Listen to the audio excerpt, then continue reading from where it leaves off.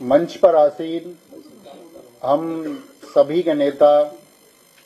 पूर्व मुख्यमंत्री और भविष्य के मुख्यमंत्री, और साथ में जोड़ना चाहूंगा भविष्य के प्रधानमंत्री श्री अखिलेश यादव जी, और साथ में यहां मौजूद सभागार में हमारे सभी अभिभावक समान नेतागण, उन सभी को मेरा नमस्कार। मेरा नाम नवीन शर्मा है और मेरी विधानसभा सिकंदराबाद है, और पूरी विधानसभा की तरफ से मैं यहां बैठे सभी अपने अतिथियों को प्रणाम करता हूं, चरण स्पर्श करता हूं कि आप उसको महसूस करें। दरअसल में देखिए, जब मैं गांव-गांव जा रहा था, अपनी विधानसभा में लगभग 200 गांव हैं, तो और इस प्रदेश में लगभग अपने छात्रों की संख्या 1.5 करोड़ है, तो उन सबका एक ही सवाल था मुझसे कि आप समाजवादी पार्टी में क्यों, आप समाजवादी विचारधारा में क्यों जुड़े। तो उसका एक बहुत थोड़े से समय में उत्तर देना चाहूंगा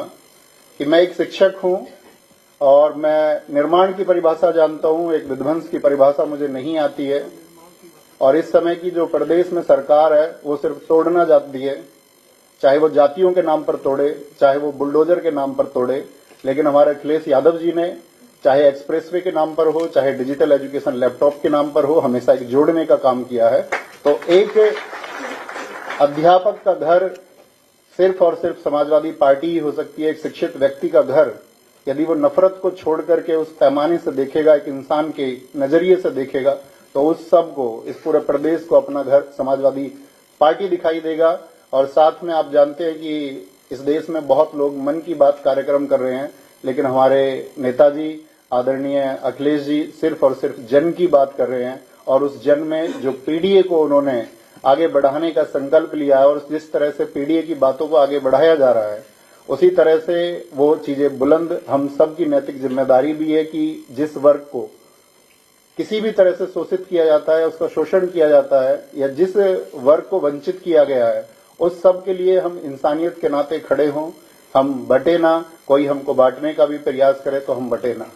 और हम कंधे से कंधा मिलाकर के आदरणीय अखिलेश यादव जी को 2027 में बहुत मजबूत बनाएं। और बहुत मजबूत बनाने के लिए हमने एक स्लोगन लिखा था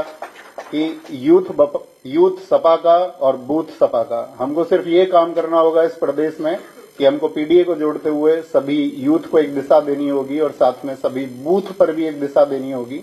और साथ में मैं यहाँ समाजवादी पार्टी के इस मंच पर एक आश्वासन देना चाहूंगा